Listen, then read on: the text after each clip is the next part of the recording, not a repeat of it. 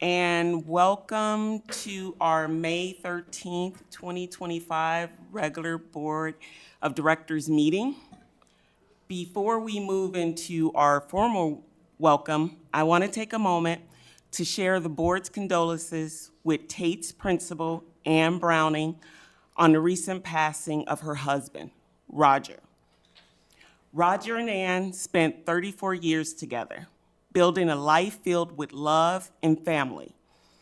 Those fortunate enough to see them together witnessed the immense love and devotion that they had for each other. Roger's warm and caring demeanor was ever present during his 28 years as a sonographer at UIHC, and more recently as a paraeducator at Tate High School, where he became a father figure to many students and staff. He'll be remembered by his family as a caring and energetic man who never met a stranger and loved connecting with people. Roger enjoyed great music, sharing stories, and cherished every moment spent with his wife, children, and grandchildren. On behalf of the ICCSD Board of Education, we extend our heartfelt condolences to Principal Ann Browning and Roger's entire family as they adjust to his absence. I ask that we take a moment of silence in remembrance of Roger Browning.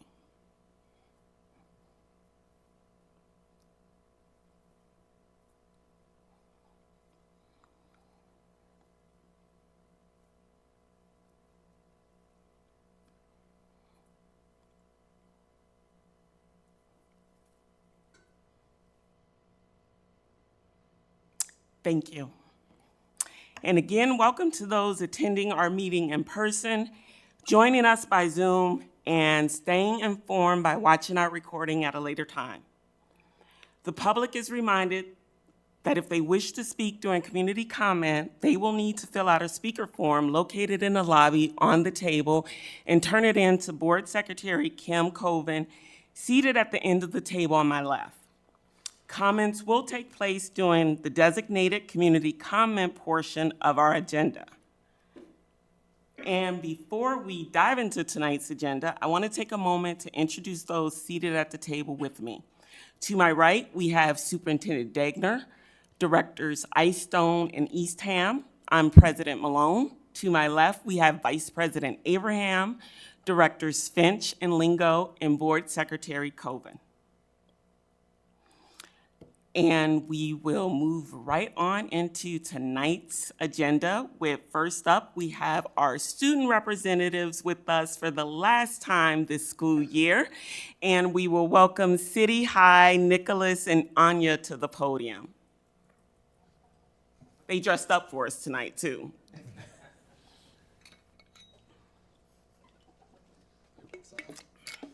Okay. Uh-oh. All right, hi, it's Nicholas. Oh, wait, moves over. Yeah, and that's fine. It's Nicholas. It's Anya. All right, so since it's the last school, since it's our last school board meeting and it's School Board Appreciation Month, I wanted and Teacher Appreciation Month. I wanted to dress up all presidential and take a moment on behalf of the student body to say thank you for everything that you do behind the scenes. You guys are really heroes in everything we get to enjoy. Under your guys' wise leadership and tireless dedication, this year at City High has been, without a doubt, epic. And I mean that literally. Thanks to the new EPIC program, we just had our EPIC Rewards night where teachers recognize students who don't always get the spotlight, and we're always trying to lift each other up one nomination at a time. In sports, boys soccer is currently ranked number 6 in the state, and baseball's rank in the preseason as of right now is number 1. And if that wasn't enough, City High esports is also on the rise. In this very, very first year, we've been very dominant with Valorant, League of Legends, and Mario Kart, and we ended, as a player on the League of Legends team, we've ended the season undefeated, going 6-0. And we are currently on track to win our first ever esports championship in Marshalltown this Monday. well, that's speculation, but I just feel confident about it. But yeah, it will be our first state championship since 2011. But yeah, we don't want to get our hopes up too soon. But yeah. Prom went very well. It was very smooth and successful. We had no issues. I was on the decorating, actually, we were both on the decorating committee. And as they say, every single year, it was the best one yet. So it went fantastic. This Friday, we will have our second annual Culture Day. The exchange of culture is very important, so that's exciting. We share talents, dances, backgrounds with our classmates, and they perform for freshmen and sophomores. And it's just a reminder of why City High is such a unique place. The musical Urinetown was awesome. Apparently, you shouldn't be fooled by the name. It was very funny, and everyone that attended loved it a lot. I didn't get to see it, but my mother told me that I should have gone. So, it must have been very good. All three bands and orchestra earned the highest ranking possible at the Iowa State Large Group Festival. I know that orchestra was preparing for a very long time. I assume band was as well, but I'm a part of orchestra, so I know the orchestra was preparing for months and months for this, and Miss Stuckey does a fabulous job, so special thanks to her. And on behalf of the class 2025 and all of City High, thank you for everything you do. And your City High class presidents, peace out. All right. Well, before you guys leave, we do have a small token of appreciation for being with us every month. Thank you.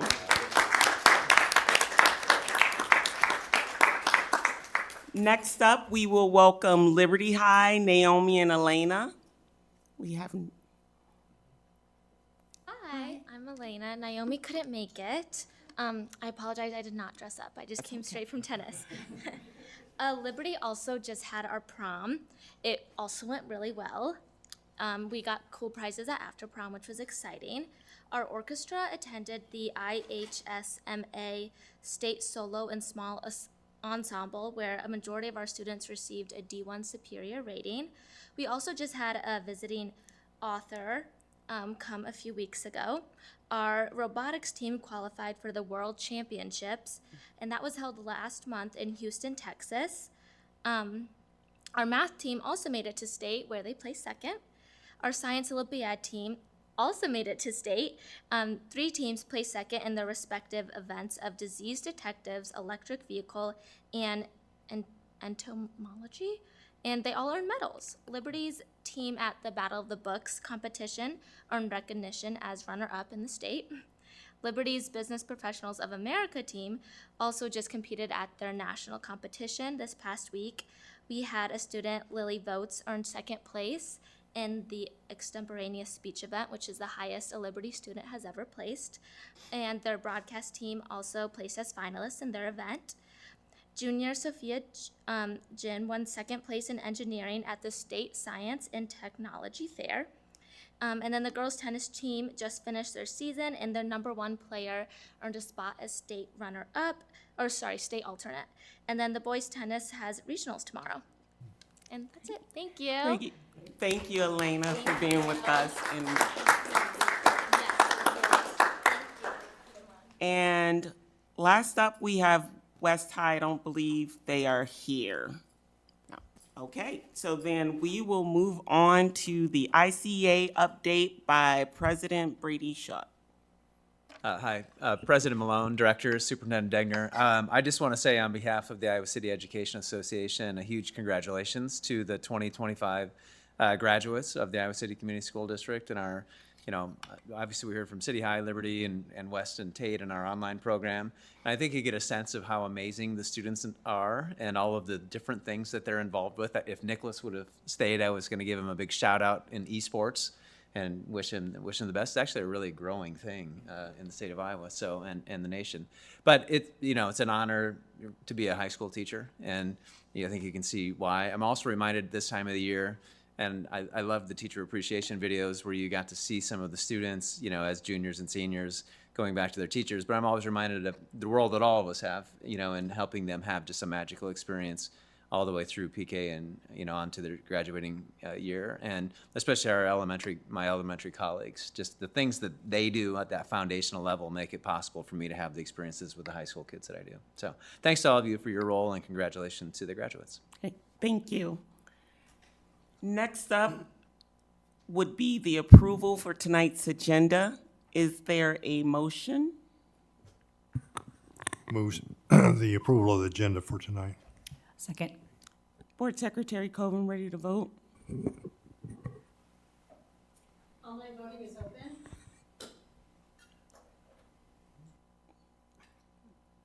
Ooh, yeah, that's big.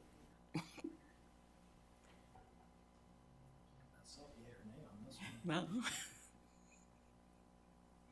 All votes have been cast and the motion carries with all directors voting in favor. Thank you. Sorry, this is a new platform for us, and so the voting is very different. That's why we're like, oh.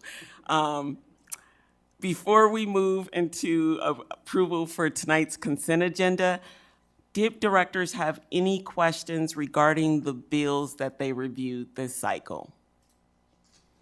Hearing none, are there any items that directors would like to pull from tonight's consent agenda?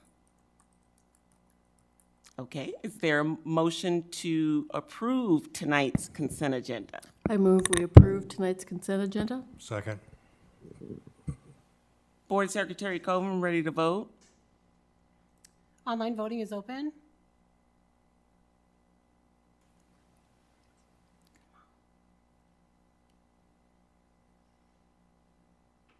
All votes have been cast and the motion carries with all directors voting in favor.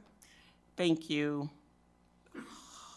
Next up, we have a public hearing for the 2025 City High School Athletic Director's Office renovation. Vice President Abraham? Now is the time and place for the public hearing on the proposed plans and specifications for the 2025 City High Athletic Director's Office remodel project. The Board of Directors set the date for this public hearing on April 22nd, 2025. Notice of public hearing was published in the Iowa City Press Citizen on April 23rd, 2025. The district will receive bids on this project at 2 p.m. May 15th, 2025 at the Facilities Management Conference Center, 1137 South Riverside Drive, Iowa City, Iowa. Notice to contractors was published as required by law in multiple statewide plan rooms and on the Iowa City Community School District website on April 23rd, 2025. Are there any questions from the board? Are there any questions from the public? We will close that public hearing. Next up, we have policy review, and the chair of that committee, Director Williams, is not present. But I would wonder or ask if another director who serves on that committee, if they wanted to make comments. Director Eystone? I'll just be real brief. The 700 series that's there, there's very minor changes. There's not a lot of substantive stuff there. I'm trying to scroll through to see if there was anything bigger. We did, this is kind of our second look at it. I don't believe we've modified anything since the last time, so there's nothing real substantive there. All right. Was that okay? Any other comments from directors? Hearing none, we will move right on into our presentations for tonight. And first up, we have the financing for FMP 2.2. Superintendent Degner or Deputy Superintendent Ramey, did one of you wanted to make opening comments? Yeah, thanks, President Malone. So Adam is going to walk you guys through some basic concepts about borrowing, and then also just some specifics in regards to FMP 2.2. We thought that was a good step to take, so there's some base level understanding about what we have committed for funds, how funds are committed for the future, what the funding source is, and what other potential funding sources could be if the district were to develop an emergent need, or if a board wanted to take a different course to fund the projects we've talked about or any future needs that could present. So we'll turn it over to Adam and then be happy to answer any questions at the conclusion of his presentation. All right, thank you very much. So tonight I'm going to go over a handful of topics related to FMP 2.2 financing, some capital funding overviews, just to make sure that we're all starting from the same starting point there. I'll talk a little bit about our historical projected borrowing capacity, scope, and obligations, and then some strategic questions that you might wonder about and that we should consider as it relates to financing for the facilities master plan. So the first thing that I want to talk about is capital funding mechanisms, and these are some things that we've talked about to a pretty substantial degree in terms of those different buckets of funding available to us. I'm highlighting 3 here, and I ordered them in part because we've talked about since the inception of FMP 2.0 about SAVE being the primary funding source for that. So SAVE is Secure and Advanced Vision for Education, statewide sales tax, and it's authorized through 2050. And that's a really critical year to keep in mind as it relates to our ability to engage in revenue bonding against SAVE proceeds. And so as you can see there, that's how we would utilize SAVE primarily is through those bonds against future SAVE revenues. Number 2 is PEPL, that's the Physical Plant and Equipment Levy. Within the district, we primarily use that for life cycle projects. So roofing for certain technology items, for hard surface, things like that. Also, a handful of other uses like facility rental. We talked about the Coralville pool, the fees for that, or for Mercer come out of PEPL as well. We can borrow against future PEPL revenues, and actually this fiscal year, on June 1st, we will make a payment, our final payment for a current PEPL revenue bond. It's the only PEPL revenue bond we have right now. It was for $10 million-ish, and our final payment's about $960,000. So that comes off the books this year. That is a place that we can look, but because we rely on that so heavily for life cycle projects, it's probably not a place that we would look for a substantial amount of funding. I shouldn't say substantial. We could still look for a substantial amount, but not the bulk of funding for FMP 2.2. And then the final one, excuse me, the final one I'll mention is general obligation bonds, which require a 60% vote of the public, and that is a property tax levy. It involves potentially lower interest rates than other types of borrowing in which we can engage because it's specifically tied to the debt service levy. So that public vote authorizes us to then levy through the debt service levy to pay for those bonds. And we currently have general obligation bonds. We have 3 of them, all stemming from the GEO bond vote that I believe was 2017. Yep, 2017. So we have those currently on the books right now. So looking at FMP 2.2, I have listed here estimated remaining need. I list 119 million. One thing to keep in mind about that number is it's really going to be defined more clearly at the next board meeting as you talk through, what projects are priorities for the board and how those might add up. So the 119 is kind of a number that we pulled from one point in time, but something that may change as well. So just keep that in mind. And what I show here is some data related to both our current and then future SAVE revenue borrowing. So as of right now, we currently have $147 million in principal to pay off on existing SAVE revenue bonds. So these are bonds that were issued some as long ago as 2015, 2016, and some as recently as 2023. And those are scheduled to be repaid, including interest, through fiscal year 39, with a total repayment, including interest, of $185 million. So when we talk about our current SAVE borrowing, that's what that looks like, is we have basically a flat payment each year between now and fiscal year 38 of $14.2 million. Excuse me. And then in fiscal year 39, it's about half that amount to get us to zero for all of our existing bonds. That $14.2 million represents in the ballpark, and I say in the ballpark simply because it fluctuates. SAVE is not a flat amount. It floats with sales tax revenues per the state of Iowa. And so it represents about 75 to 80% of our SAVE revenues are going to debt service. So I mentioned PEPL, we primarily use for life cycle projects, paying for day-to-day work, maintenance work, that sort of thing. SAVE is primarily being used right now for debt service projects. So that's something that's important to keep in mind. It does pay for a couple other things. It pays for the bulk of our technology programming, and then it also pays for our community education programming. In terms of additional capacity, it really depends upon a number of factors, and I'll go into more detail on a later slide. But you can kind of see here, I broke it down. Currently we are borrowing through fiscal year 39. If we extended that to fiscal year 43 and assuming restructuring, so we're keeping that same payment of about $14.2 million through fiscal year 43, we would have the ability to borrow up to $67 million in principal, which would be a roughly $85 million total obligation based upon some interest rate calculations.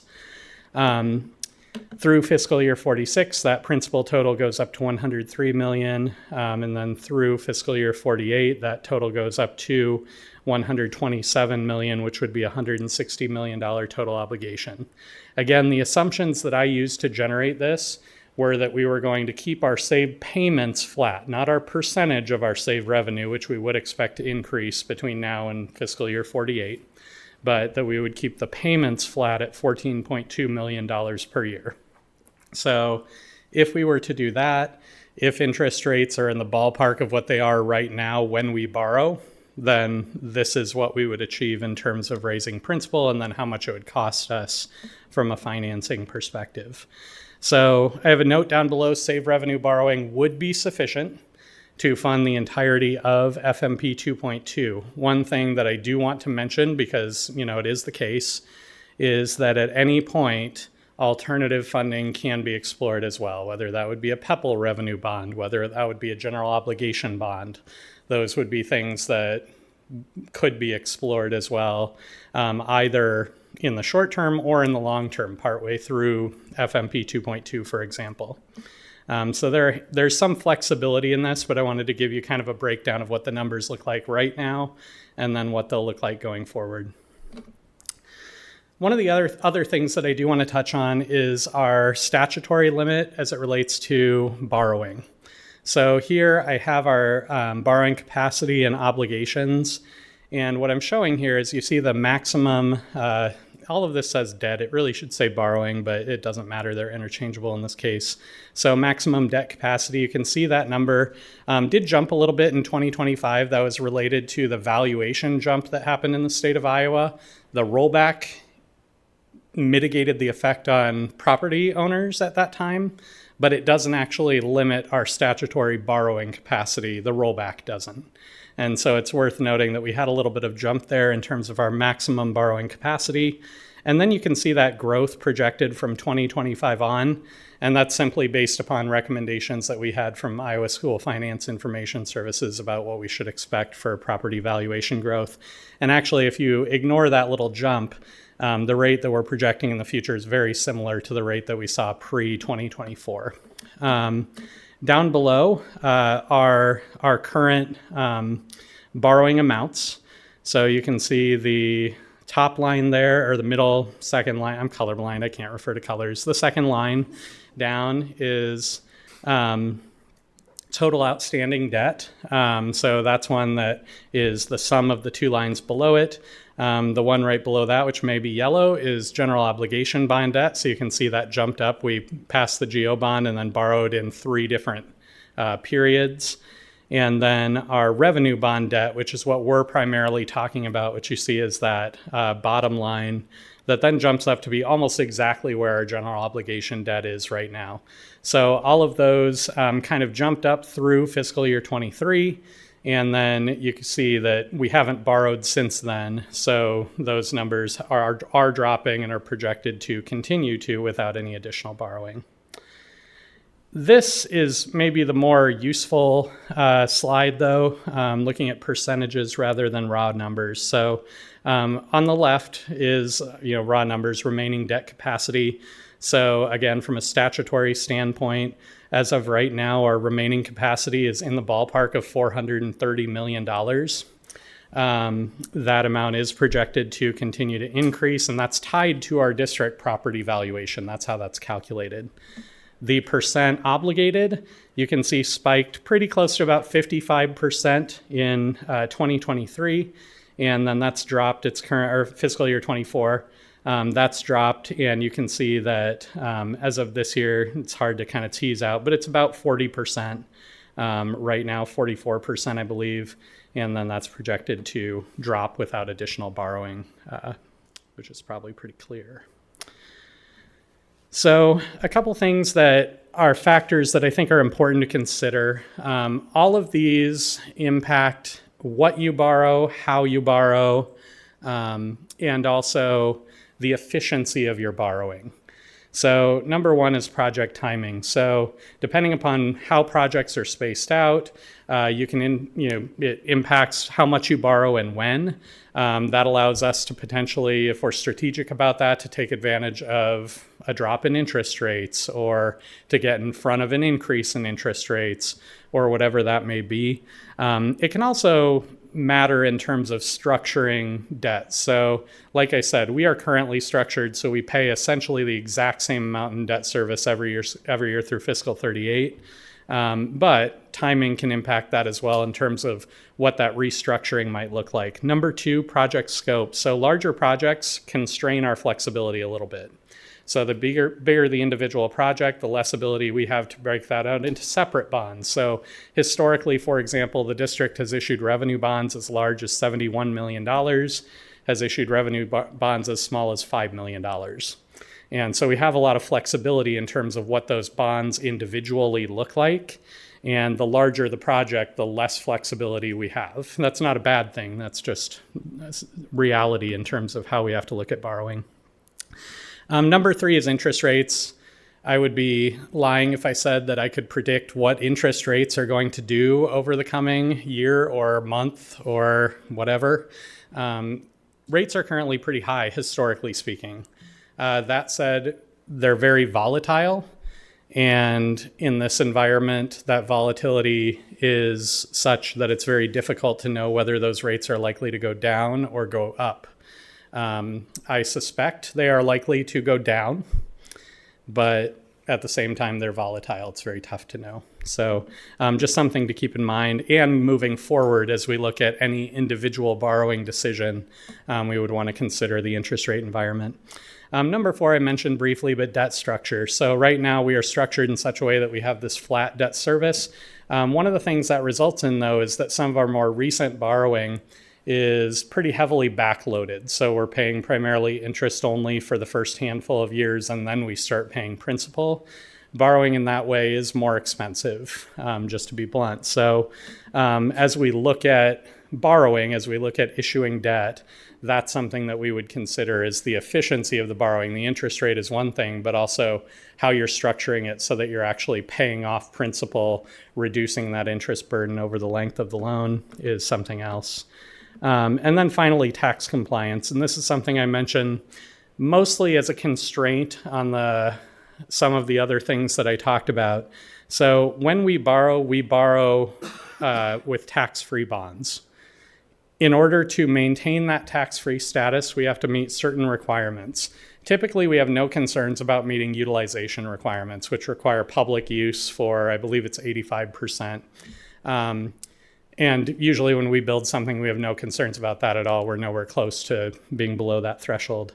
What we do need to worry about is timing. So once we issue a bond, we have to spend a certain percentage of that within 6 months. We have to spend a certain percentage of that within 12 months, 24 months. And if we earn interest on our investment of those funds that exceeds the interest we're paying, in a nutshell, this is more complicated than what I just said, we have to pay something called arbitrage rebate, which is essentially, let's say we issue a bond, we pay $1 million in interest. But interest rates spike after we issue it, we put it in our investment accounts, and we actually earn back $2 million. That sounds great. We would have to repay that $1 million to the IRS. So we don't benefit from anything above that in a nutshell. So I share that mostly to say that when we borrow, we need to be cognizant of the fact that we need to know what projects that's for, and we need to know what the timing of those is going to be so that we're borrowing the right amount at the right time so that we remain in compliance with these rules. So that's my quick overview. Happy to address any questions. Thank you, and directors, feel free to pose any questions. Yeah, thanks, Adam. Very understandable explanation, which for me is a great advantage. In regard to the tax compliance, the repayment of interest above the amount we actually had to pay on a bond, how do we try to assure ourselves that we are actually making those payments if they're required? So we engage with an external firm that is checking in with us. Usually they check in with us each year, but then there are statutorily required intervals like 5 years after issuance of debt, where they check in with us both after a year and then each year, and then after 5 they check in. And they're looking for information that we provide to them about how much of the proceeds of the bond we've spent, what we spent it on, kind of at a general level. And then they do an analysis and they tell us whether we owe anything. Typically, this hasn't been a big issue for school districts because we're not allowed to invest in the stock market, right? So we don't see those massive investment gains. But more recently, issuing debt in 2021, for example, when rates were tremendously low, and then interest rates spiked pretty dramatically, and even our Iowa Schools Joint Investment Trust interest rate was jumping above 4%, 4.5%. That's where we can start to get into trouble with that. But if we're spending the funds, which historically we have, if we're spending the funds within the specified timeframes, it offers us some protection from having those penalties. So to this point, we have not faced any of these. They're not really a bad thing. You know, I just said the word penalty, but if you have this type of payment, it's not really a bad thing to have because it means you earned that money. It's just a matter of keeping track that you earned that and you're going to have to repay it. So like I said, we engage with an external firm that looks at this for every one of our bonds. Okay, thank you. Thank you, Adam. What is our interest rates at the moment? If we were to take a bond today, what would be? I Or don't. within the past few days, have you looked at it? Yeah, I did look recently. I can't say I remember exactly what I thought it would be, so I'd want to look that up again. Okay. Yeah, I'd want to look that up. I can certainly get that to you. Do you know what our bond rating is right now? Yeah, right now it is AA. Okay, so room for improvement, but not a lot, right? So can you go back to the slide of future borrowing? I don't know what else to call that. This one? So yeah, under the current, I'm looking at the additional capacity through FY 48. That's the 127 million. That would be what we would need to do to fund the entire FMP without PEPL or other ones, right?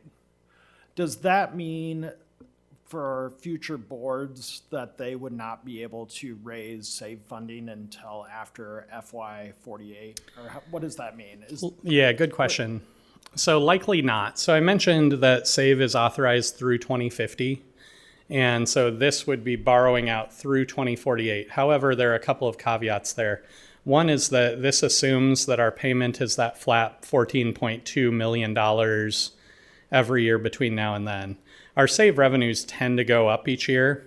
And so if we were to look at that as a percentage, it may be that, when we move forward, 3 or 4 more years, we may decide as a district that we could reasonably take on an additional $4 million worth of payments from SAVE for debt service based upon the revenues we're getting at that point. And so we could borrow more at that point than what I have shown here. So that's the first thing to keep in mind, is that my assumption is a flat repayment every single year between now and 48, which would result in a percentage that would likely drop every single year of what proportion of SAVE is going to debt service. So future boards could potentially leverage an additional portion of that SAVE revenue for borrowing, and that would pretty substantially expand what they would be able to borrow. The other factor is that the legislature generally extends SAVE once they get within about 15 years of SAVE expiring.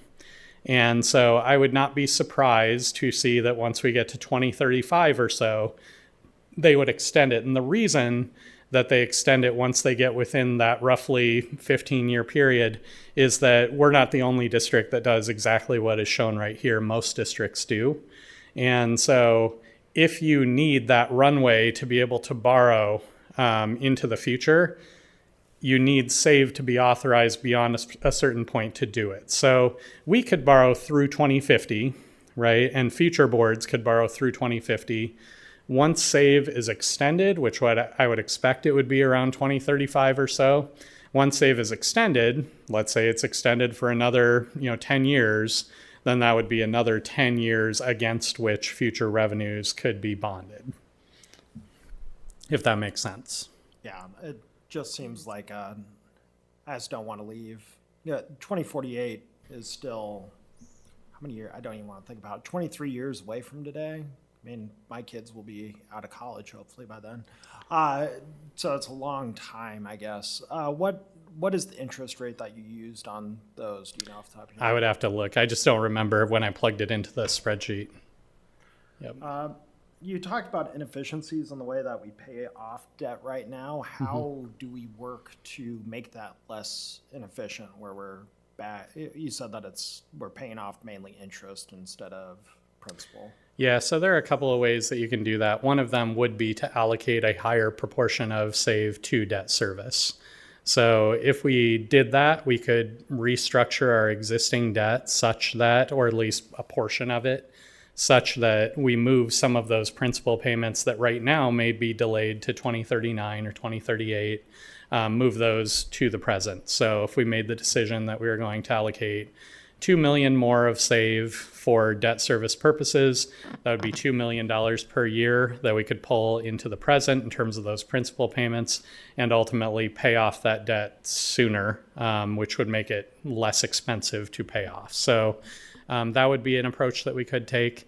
The other approaches really rely upon either looking at different sources for borrowing that wouldn't be constrained in the same way that SAVE is right now, I mean, those would be it. In terms of making our borrowing more efficient. I'm sorry for 1,000 questions. Oh, that's right. I was trying to understand it a little bit more. So you talked about spending $14.4 million a year, right? 14.232. Okay, Yep. That number I remember. Yeah. the $14 million, that's what I'm just going to leave it at. So $14 million a year, and that is coming from the property taxes from SAVE, right? Or SAVE not is, property taxes, but sales tax revenue, yeah. yep. How much over do we typically get on the 14 million, or is that just kind of the rough, like, say if it's 15 million one year? So the 14 million represents what we currently pay in debt service. Our SAVE revenues this year are in the ballpark of about 19 million. SAVE revenues are a little bit tough to anticipate because we get an estimate prior to the start of the fiscal year, so roughly June. But then the actual payments from the state depend upon what the state is taking in sales tax. And so if the state takes in more, we get more than anticipated. If they take in less, we get less. This year, we expect to receive about 19 million, which puts our payment right around 76% or so of our SAVE revenues are currently going to debt service. And then the remainder is used for technology and community education primarily. Yeah, that was going to be my second question. Yep. The other $5 million. So typically technology and And then community education pays for our formerly CDAC program. Do we have a name for that now? It's wrapped into SIAC. Yeah. What's that mean? You want, School Advisory Committee. I love that Shannon's actually here. And so part of what formerly was known as CDAC now in SIAC is we use those funds to help with other pay for student family advocates, to help pay for some scholarship spots for students to access after school programming. So those are some of those community engagement pieces that we utilize those funds. yep. Stuff that sounds good to me, so, okay, thank you. Well, language access, that's another thing. I will add that on things that sound good to me. Sorry, Director So Finch, you want to it's- ask your questions first? Yeah, so in other words, if we were to increase our payment towards principal, we would be affecting those things. Yeah, and we'd probably SFAs. be looking for alternative funding sources for, so whether that's looking at shifting more of technology into PEPL Lifecycle, for example. Obviously, anything has an impact, right? Because it's not like we're just storing up money somewhere. So it would have an impact. It probably wouldn't be an impact limited to just those two things. We'd probably look at shifting those into PEPL primarily. Thanks, Adam. Did you want to say something? Yeah, I was just going to say, Adam was, he talked about the estimated remaining need number, the 119. I would caution you guys with that number, and I'd also caution the public with that number. I mean, one thing I think we are working on to present back to you, right, is that FMP 2.2 with the projects in there. Obviously, we added a significant piece to that with the fine arts study and some of the recommendations for projects there.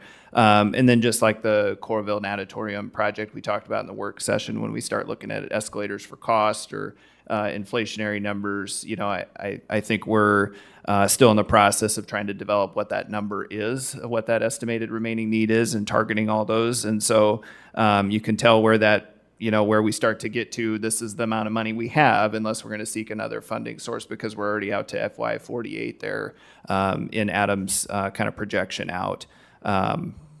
The other thing I was going to mention with that, alternatives, so people then would say, what are your alternatives, right, if you get stuck? And Adam mentioned a couple here with general obligation bond would be one you could go out and seek for further funds, or future boards could go seek that if they needed to Director Lingo's point. PEPL, there'd be a small number there. I mean, small in the size of the numbers we're talking about here, that you could also achieve. You could borrow that all the way out to FY 50, whatever that would generate for us if Adam had those numbers here. Or then finally, you could make tough decisions to displace projects, right? So there are options. You might not like, of course, some of those options, or you might like some better than others, but that'll be some of what we probably need to just talk through and work through also when we present back to you that second facility master plan. But we're trying to target it at about that estimated 119 right now if we can. Any additional questions from directors? Thank you. Next up, we have our capacity and feasibility study. I think that's what it is. Sorry. New agenda view, so I can't see the full thing, and I'm trying to scroll to it. Were we opening up Superintendent Degner with comments? Yes. Hi, we have Wolpert here again with us, and Susan, who presented to you guys last time about our enrollment projections, is also going to lead us through the capacity and utilization presentation that you have attached to your agenda here tonight. You do have a piece of admin content that actually shows the building layouts where we don't provide those to the public with the schematic designs for security reasons. Susan may go ahead and display those here tonight, but we don't post those for the public. So if you wanted to follow along in the admin content portion, you should find that presentation that includes the full visuals. Go ahead. I think this is on. Yep, perfect. Good evening. It's nice to be back with you all. Happy spring. It's beautiful in Iowa. We still have unbelievable amounts of pollen in Colorado, so I apologize if I'm sneezing too much. As I was here last February, or just a few months ago, we talked about enrollment and projections. And this capacity report, utilization report, is a complement to that work. It talks about how you all use your buildings to support children and their learning experiences. So these two reports kind of put together can help inform your long-range planning and your strategy and investment strategies and capital investments. And so happy to go into further detail if you like. On the agenda page, I'm just going to, do I use the mouse or do I use the? You just roll down on the mouse. Roll down on the mouse. I did. There, I'm just going to use my little arrows. Quick overview on the executive summary of how we did the work, the methodology and application, how it applies to your schools. Then we go into overall district capacity and utilization by school. Give you a couple examples that, as mentioned, Superintendent said you have the floor plans in your presentation that you'll be able to see some of the descriptions that I talk about. And then we'll go back, look at a couple examples, elementary level and the secondary level, and then we'll touch on just briefly the enrollment report, a couple pages that we had presented to you before. So capacity utilization analysis reflects basically how well a district's current facilities support the academic and operational needs of the district. What we did is a couple months ago, we walked through all of your schools. We took measurements of your different classrooms. So we got the square footage, which was critical for the work that we did. We also used scheduling and master schedules that were provided to us by the district. Just to keep in mind that there really are two different types of capacity. One capacity is the design. So when you go out and you ask an architect to come in and you say, well, we need capacity for 600 children. Okay, that was great in 1972. But what happens 25 years later, 30 years later, you use your building differently. And that's what we call use capacity or program capacity. How are you using your building now? And so the way we did the calculations for that purpose is, how are you using your buildings at this moment in time in this school year? The projections and how we calculated utilization is looking 5 years out. So if we're looking at 29-30, assuming that you're still using your buildings in the same way, that's how we calculate the utilization levels. The design capacity as well, we'll talk a little bit more in detail how we calculate that, but we incorporate all of the classroom counts. We take into consideration support services and for students in our use capacity. And then we also have something we call the scheduling factor, and that's mainly at the secondary level. That's saying our middle schools and our high schools, you're not using every single room 100% of the time. So to elementary school, you have your core classrooms, your first, second, third graders. They're hanging out with their teacher all day long, and then they go to their specials. They'll go to art class, they'll go to gym, they'll go to music, and then they go back to their room to continue on with their studies. At the middle school level, that's we have what we call a scheduling factor of 88%, not at 100%, 88%. And the high school level, we use the 86% level. So we don't, that's at City, Liberty, and West for that purpose. Okay, so on the next page, I think this is methodology. Okay, great.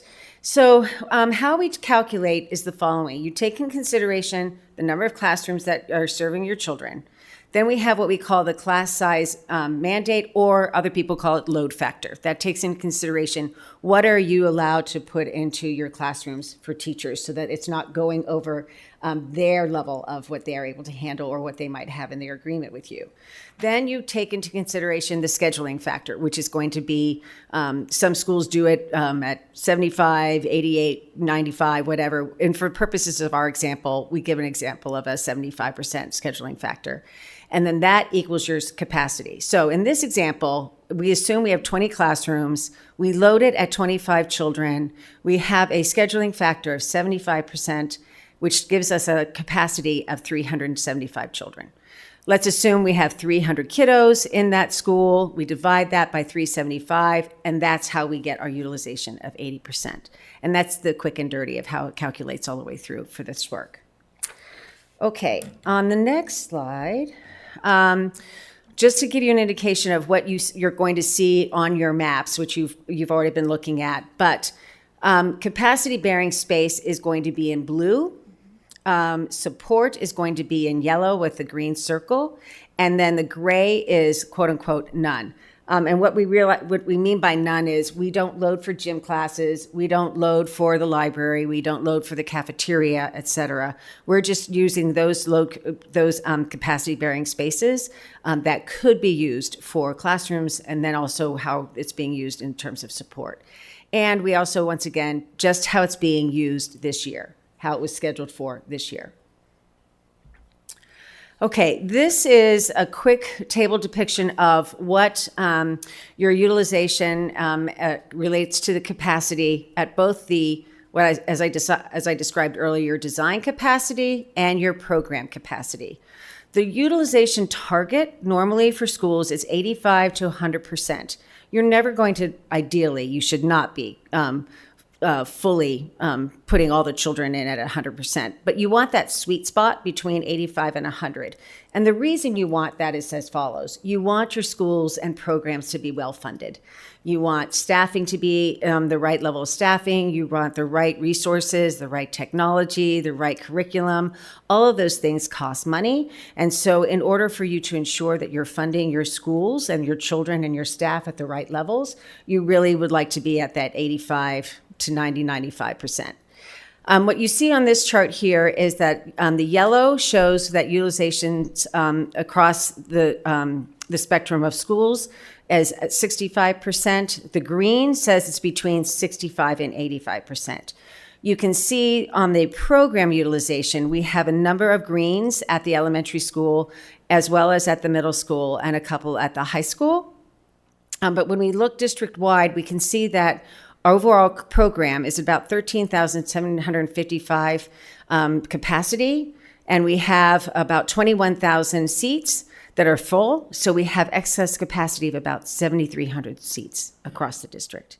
So let's look a little bit more closely at the elementary schools and then secondary schools. So our elementary schools, we can see, once again, our target, our sweet spot is about 85 to 100%.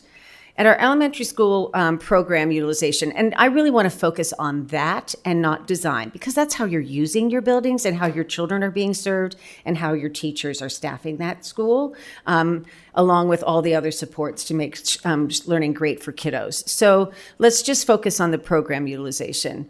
We're looking at program utilization average of about 62% across the district, so about 23% on average below what our target or our sweet spot ideal would be. So 8 of the 20 elementary school programs have utilizations between the 65 and the 85%. Those are your green colored boxes. When you compare the elementary school enrollment with the program, we have about 1,400, almost 1,500 seats of excess capacity across our elementary schools. Okay, and now when we look at our secondary schools, once again, as I mentioned before, we do try to calculate along with the scheduling factor of 88% for our middle schools and 86% for our high schools. Our target utilization, as I mentioned before, is the 85 plus. Our middle school program, our use is about 67% on average, which is about 18% below the ideal threshold. When we look at the enrollment, we have about 1,600 seats of excess capacity at our middle schools. Now, when we look at our high school utilization levels, we're at about 68% across our traditional high schools, about 17% below our ideal threshold, with about extra 2,200 seats of excess capacity.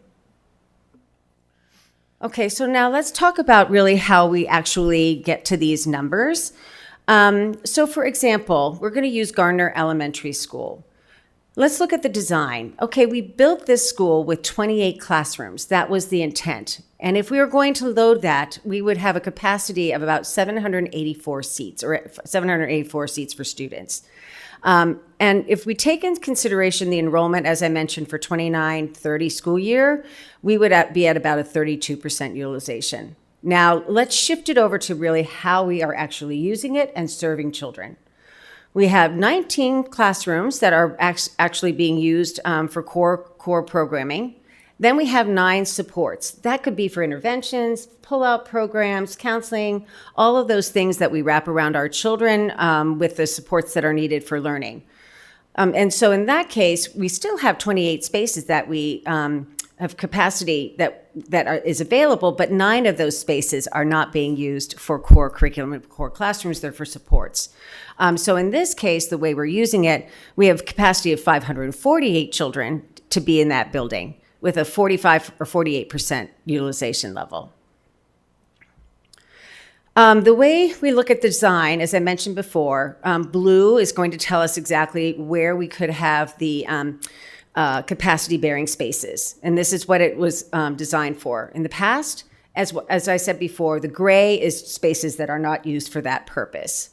Now, if we look to how it's currently being used, we can see, yep, we still have those blue spaces for capacity bearing spaces, but we have yellow spaces or yellow markings on here that say just exactly how these different spaces are used to support children. So in different wings of the building, you'll see that there are support spaces for potentially those classroom areas and or for student pullout programs, interventions, counseling, et cetera. How that building is being used. Once again, it's at about a 46% with the utilization, assuming the enrollment of 2930.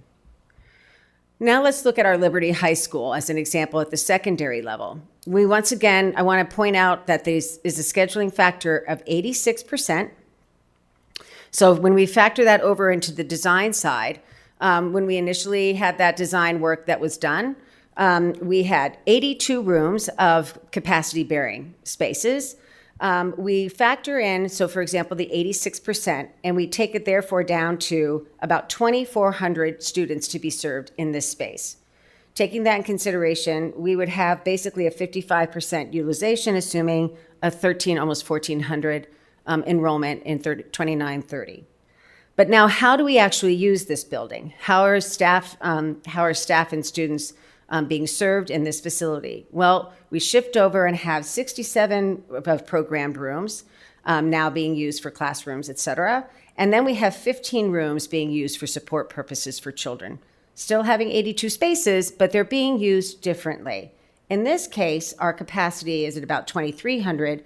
When we factor in the scheduling of 86%, we drop it down to just over 2,000, and our utilization level goes to about 68%. Once again, this is how it was designed on the first and second floor, assuming the 2,400 or almost 2,500 seats of design capacity. This is the second floor level. Now let's look at use. We can see that we have supports peppered through those classrooms on that first floor, as well as on the second floor, which adjusts how that building is being used, and therefore the utilization adjusts accordingly. I can stop there if you guys have any questions before I go back onto the enrollment. You guys okay? Mm-hmm. Okay. So as you remember, back in February, we showed you a couple of these slides as well. I just want to reiterate, we're looking out 10 years. And if you're looking at the darker red number, let's look at 12th grade. I believe it's in 27, 28, and then again in 33, 34. You'll see those are extra dark. For red, those are the years where that class is going to have the greatest number of kiddos in these projections. The counter to that is the deeper blues. Those are where we're going to have the fewer number of children by that grade level. So for example, when I look at, 28, 29 for third graders, that's my lowest level of children in third grade at 956 kiddos. So when we start to look about, what's going to be happening into the future, we're looking at an adjustment of about 700 children across the district in terms of decline. This page shows us by school, by boundary, where the kiddos are and what we expect to see over the next 10 years. And this can help inform you, one, how you want to be using your facilities and how you want to be spending your finite dollars to continue to support children and programming. And it's a balance between, you want to make sure all kiddos are having the art and the music. But when you start to have smaller and smaller schools, you start to have to maybe share resources. And that's something you have to start thinking about is how much do you want to share? And how much do you want to potentially solidify? And with that, I'm open to questions. Thank you. Directors, are there any questions? Feel free to dive in. Thank you for the presentation. I'm just trying to digest it all. Okay, I guess I'll start with just some basic questions. I was just curious if the preschool numbers were included, or if this is just for the elementaries, if this is strictly K through 5. I believe preschool is included, but I will verify that for you. Okay, all right. And I was looking at some of these maps. I'm a little bit familiar with Liberty High School. So some of these support spaces, are any of these special education rooms, for example? Yes. That's what I thought. Yeah. Okay, all right. Is this sort of I know you have this goal of 85 to 95%, but with districts whose demographics have kind of changed over time, Right. and those support spaces are becoming more important, do you sort of see this shift of decreased utilization because of the support spaces that are needed? Is that a trend that you see in other districts? Yeah, I mean, there's certainly more support spaces that are going into schools that can be dedicated to severe social need or high need special ed, and then you'd start talking about really what kind of supports those children need, and that can be facility based as well. I think what we do see is honestly across the country, you can read about it. We have declining enrollment. We're not replacing ourselves fast enough, and so this has a ripple effect to school districts. Some school districts will just wait and we won't talk about it, and others, want to talk about it so that they can plan. And that's why part of all this work with the enrollment and the capacity factor or the capacity work is just being put together. So you have a full comprehensive data set on how to make informed decisions on investments in your schools. Right. Yeah. And then I was just curious if you have a feel for if some of these low numbers are they primarily because of low class sizes in some of these buildings, or is it more a function of more support spaces, or how does that kind of shake out between those two? Like how many, is it more of how many are in the room or how the room is being utilized? Yeah. Right. What's the issue that our district does? I know we have a lot of elementary class rooms that are low. Right. Yeah. Right. And I think that, Adam, I would let you answer that one. We've had that conversation, so I'm going to pass that to him. Yeah, I think it's really a combination of both things, right? So I think that as we look at utilization numbers, a part of it is our class sizes. When we see some of our buildings, elementary level with class sizes, at or below 20, when we're calculating capacity, we're calculating it based upon whatever our grade level cap is for those classrooms, and we're not meeting that in most cases. And generally we don't want to be right at the cap either. So some of that is desirable, but some of it's driven by that. Some of the low capacity numbers are driven by current utilization of the spaces themselves. We probably have some classrooms that are being used in ways that you don't necessarily need an entire classroom, but we have it available, so we're using it. Thank you. Go ahead, Charlie.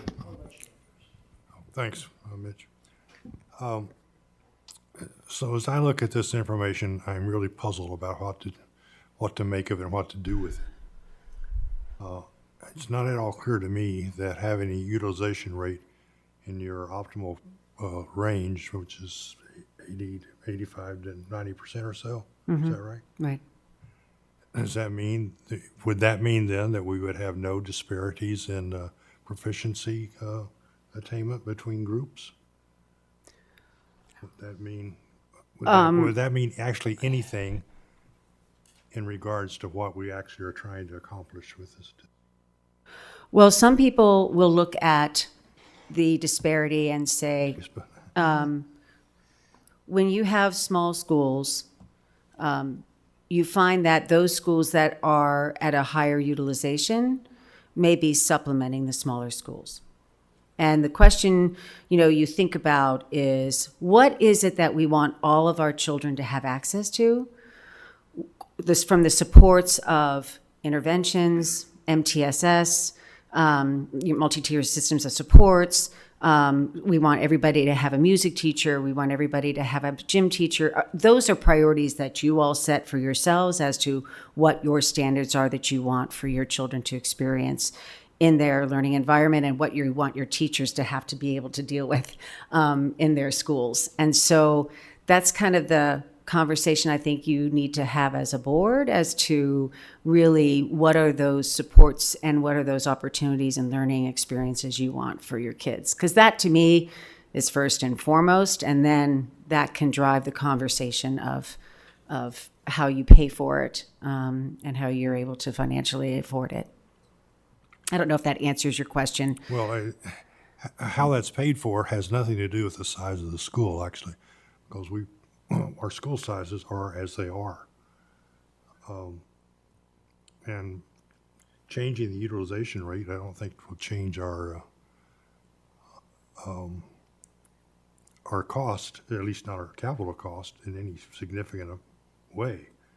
No, I don't think we were talking about the capital cost so much as we were talking about how you want to be your budget for your schools themselves. What you want for the overall experience for your kids, programming costs and curriculum costs and support costs. If I'd respond to that, Charlie, because what clicked for me was when you were talking about why you would want it to be 85 to 100, because that means you have the kids to help fund the whole process. And I was thinking about how the highest numbers that we have here are the schools that feel the most cramped, right? It's like Southeast was high, Penn is high. And I realized that, well, our utilization is not 100%. We just use it 100%, and then all of a sudden it's not cramped anymore. Well, we don't have the money to have people to use the 100% because we don't have the students. So it is this tipping point of we're utilizing it to the best we can with the funding that we have based on the number of students that we have. And so if we had more kids, we would have more funding and be able to utilize it better, which would then impact class sizes, which I believe we're all in agreement that reducing class sizes will have an impact on student achievement. But that's how I see this number like being impactful. I agree to a certain extent that I don't know that there's much we could do about it. Yeah, that's what I'm struggling with, Sean. Thanks for your help there, but to piggyback on to Director Eyestone's point, it's kind of like when you look at some of these classes of 32 where there's built, like, what is it, Penn, where we have classes of 32, 33, somewhere in there. Mm-hmm. There's 3 classes of that, right?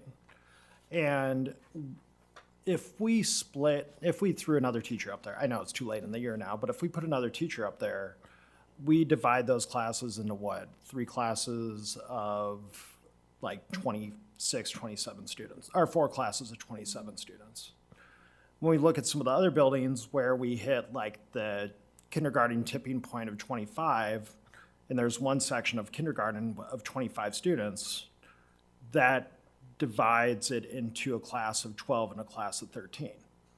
So it's like where these splits are happening, that sometimes can push some of these inequalities throughout the districts because it's just the number of students, and I don't know if it's a matter what the recourse is in there, but it's at some point in time we also have to look at our secondary, and when the secondary average class sizes, I look at the spectrum on there, and it's somewhere between where do most of them fall? 27 to 32, 33, 34, somewhere in there, or what is it? Well, 27, 28, 29. Where's the bandwidth? But it's at some point there's something coming from secondary. I've taught middle school. 28, an average classroom size of 28 at middle school is not great, especially when you're talking about some of these core subject areas like math. I mean, that's where I kind of go through. But I do have one question to the presenter. If you go to the Gardner example. Sure. What is the denominator that you get 46% at? The denominator is 548. 548. Oh, where do you get that from, though? Like, I understand it's 548. Is it 28 times what, or what? It goes back to the load factor times the number of classrooms. Okay. So for Gardner, just so you understand, like pre-kindergarten class size is 20 kiddos. Kindergarten is 24, first to second grade, 28, 35, or third grade to fifth grade is 32 children. And then I can go back to that page. Then middle school class size is 35 and high school class size is 35. That's what I shouldn't say that's what you're allowed, but that's what your load factor can be. I don't believe that that's, Adam, what the loads are at this time on average. Right. So you might haven't, the unfortunate thing is children don't come in sets of 25 into each classroom, in elementary schools. So, and then how that ripples on into the middle schools and high schools. But those are the load factors we used, Director Lingo. And so the methodology is back up there of the classroom times the size equals the capacity. And to correct myself, the City High bandwidth is 19 to 33 with a whole lot of students in that 28 or more. If you go a few slides later, Director Lingo, it shows the averages for secondary. Our cores, social studies is the highest at 26, science would be 23 to 25. So there's some averages in that class size report as well. We do have some variance. I think your point's a good one, that about when you're inefficient somewhere, you're going to be then less. You're going to have to be efficient somewhere else, right? And I think your point about where we're seeing great efficiency in our system is probably our secondary schools, right? And that's creating some inefficiency elsewhere. It's kind of back to some of the conversation, of course, we had this fall. I mean, that was going to be, kind of the point I asked you guys to consider was really this was the last big piece of data we said we were going to go get coming out of that re-envisioning elementary schools conversation. We talked about enrollment projections. We talked about our October certified enrollment, our certified annual report, and then this feasibility capacity study. And so, our budget's obviously been in a much more favorable position. We came out of all of those big data set numbers for at least the enrollment report, the certified enrollment process in October and our certified annual report. Those both brought back good outcomes, and so we haven't had the pressure around the budget that we'd seen in the last couple years. But I do think there'd be a nice opportunity now, rather than maybe getting to the point where we were going to form those committees coming out of that work, is rather to do a touch point with the community around some feedback, right? And how do we start to collect some of that community feedback about where do we make additional investments into our schools? Where would be opportunities for us to look at if we got to hard decisions, had to make some difficult choices again? And so we're kind of in a prime position to be able to do that now, rather than being up against a really difficult choice that we have to make in receipt of all this information. And so that's where I would think our conversation would probably turn towards this summer is, does that make sense to you all? Do you think that's a good next step? But I think for us and for our team, we kind of see that as probably a good opportunity to now engage the community into some better understanding and some shared understanding of some of these big data sets, and what do those tell us as a school district, and what do we want to learn from that and plan for in the future. Any additional questions or comments from directors? Thank you so much. Oh. I'm sorry, President Malone. I agree, Matt, that we could probably have that. We probably need to have that kind of conversation or discussion. I'm also very leery about having any kind of an analysis that puts a goal on buildings where that goal is going to be used, or that goal is going to look to people in the public like we intend to eliminate buildings that don't meet the goal.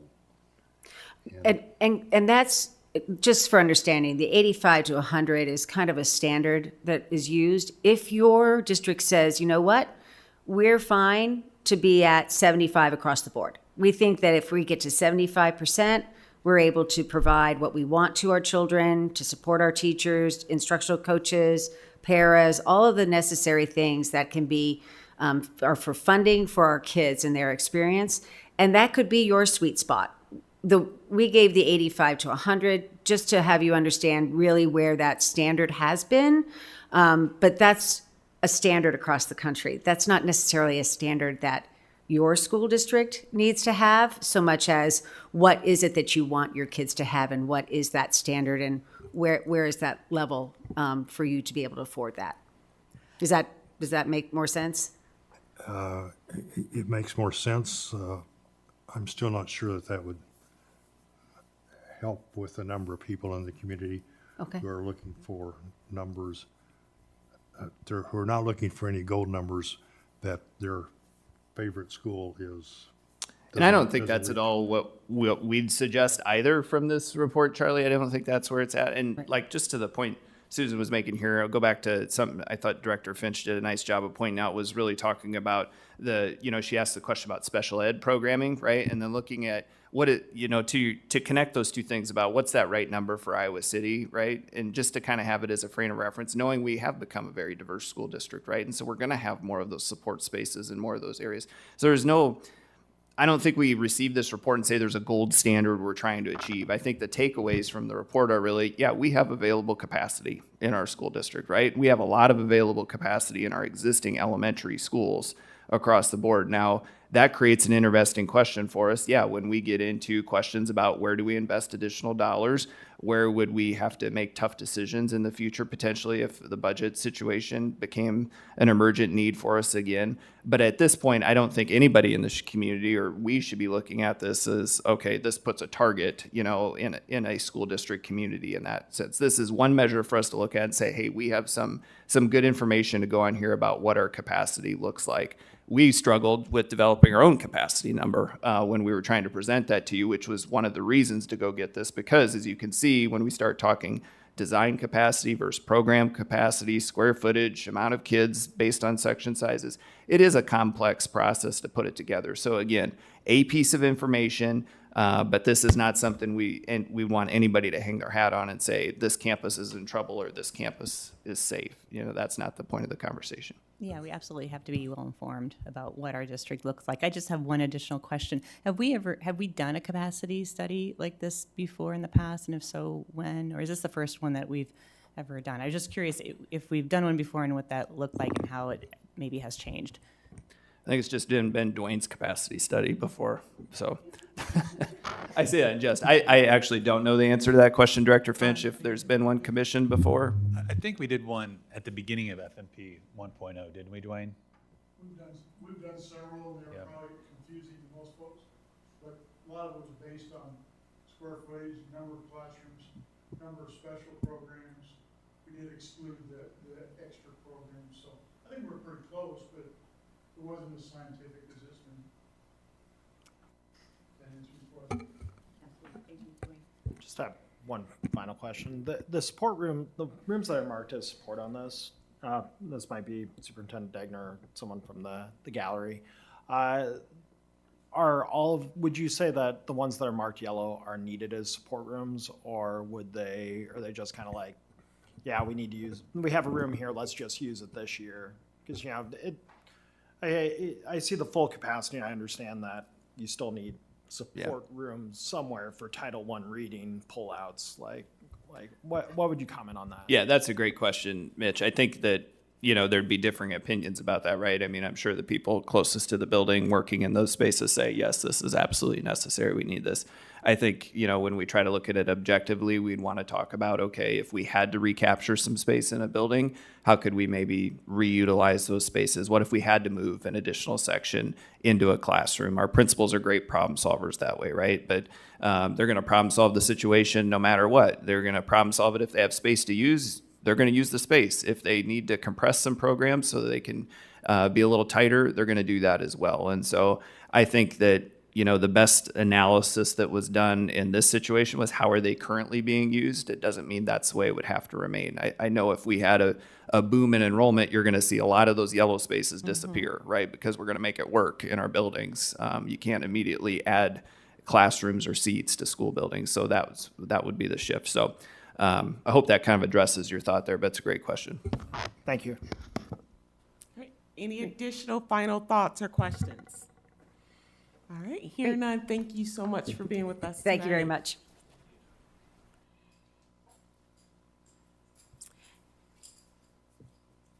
Just given some time, since Board Secretary Coven will be needed for the next part, because we will move on to our action items for tonight. And the very first one is the 700 policy series for the non-instructional operations business. Were there any comments or questions related to that? Hearing none, is there a motion? I'd move to approve the 700 policies as presented. Second. Okay. Board Secretary Coven, ready to vote? Online voting is open.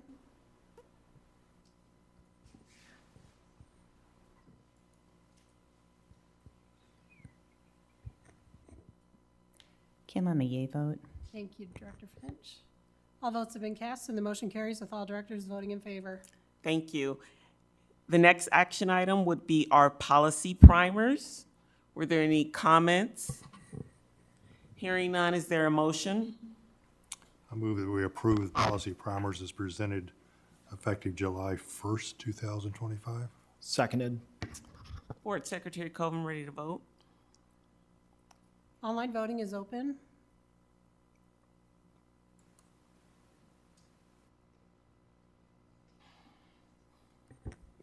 Kim, I'm a yay vote. Thank you, Director Finch. All votes have been cast and the motion carries with all directors voting in favor. Thank you. Next up would be our upcoming events and community updates. First up is the legislative updates, and Superintendent Degner. Yes, we are still providing legislative updates because they're still in session. So there's a number of bills waiting the governor's signature that the governor is signing. You know, we've talked about them at our legislative forums. We held our last one the last Friday in April. You know, I think they were there late last night, spent a lot of time on eminent domain. I'm sure you read about in the paper or online today. There's still conversations about property tax reform. I'll just admit that, you know, part of the challenge is keeping up with this at this time of the year now once we shift into May, obviously for school people to stay engaged and to stay advocating around some of these issues. So that is a little bit difficult, but we've talked about a number of things throughout the session. I think you guys are familiar with them. I'd be happy to answer any questions, but I don't really want to belabor the point here this evening either with what's going on there. I would maybe make one note that Adam had talked to us today about a Senate File 383 around some healthcare costs and how that's going to put some additional pressure on some costs for us in regards to that. It was, I think, an effort to try to help pharmacies in small towns, and I'm not sure, you know, what is there is actually going to address that need, but it's going to pass some costs off to us that we hadn't necessarily planned for. So that'll be a reaction piece that we need to take with the passage of that legislation. So any questions, happy to answer them. We got our funding numbers though, right? We got SSA and the TSS numbers? Yes. All right. No questions. Next up would be the director liaison reports. I don't know if directors wanted to highlight any activities that they took part on that's listed or not listed, if you're like me and forgot to submit it. I was a bum and I didn't, but I did a couple school carnivals and finally got to be the fish behind the net, which was pretty exciting. But the one thing that I learned is that because snow days aren't the same anymore, or sick days with streaming, children don't know how to play Plinko.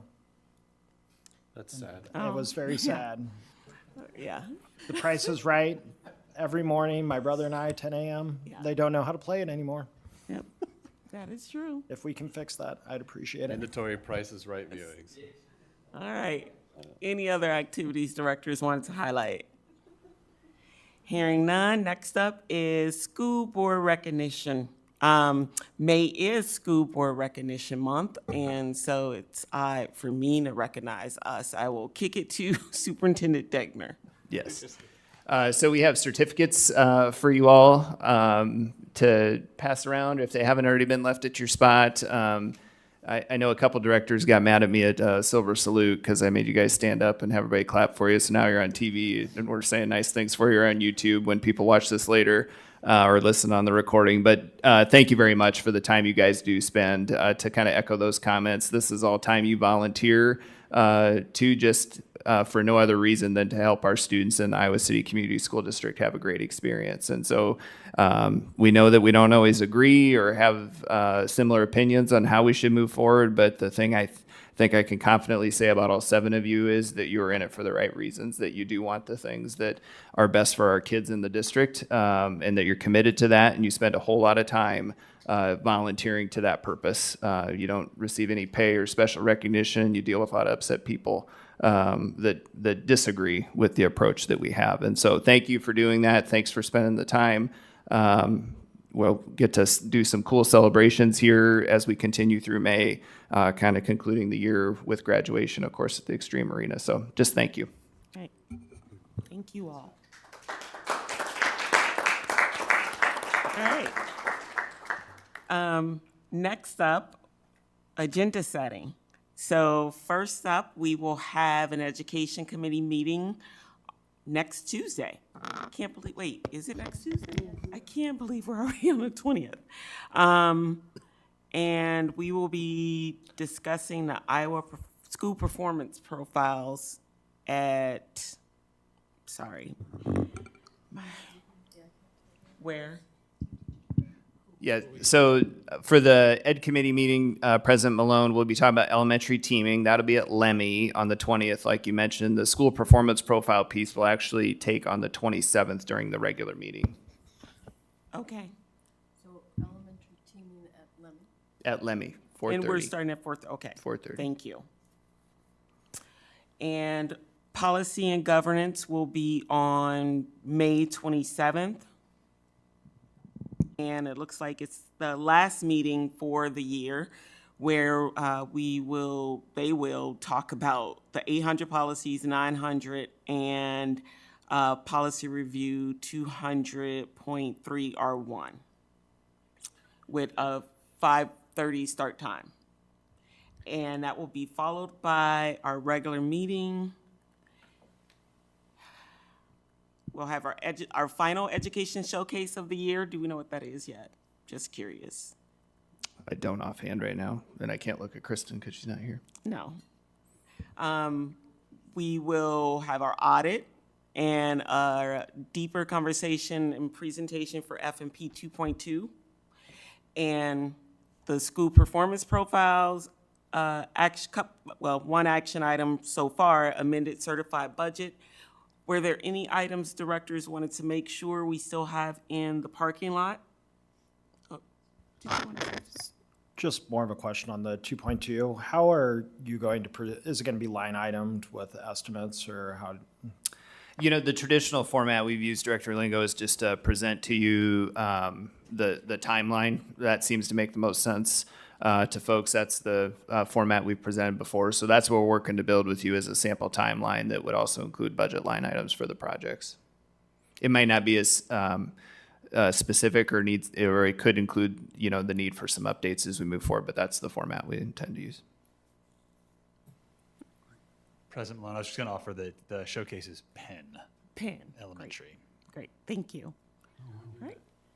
Any other comments regarding our agenda setting items? Do we have an exempt session that day as well, the 27th? Or no? For some reason, I have that on my calendar. Will we have? Oh, yes, we will. Okay. Thank you. It's just not listed, but yes, we will. All right. With that, is there a motion to adjourn? So moved. Second. All those in favor? Aye. Meeting is adjourned, and a reminder to directors, we have a closed session. Thank you, everyone. Have a good night.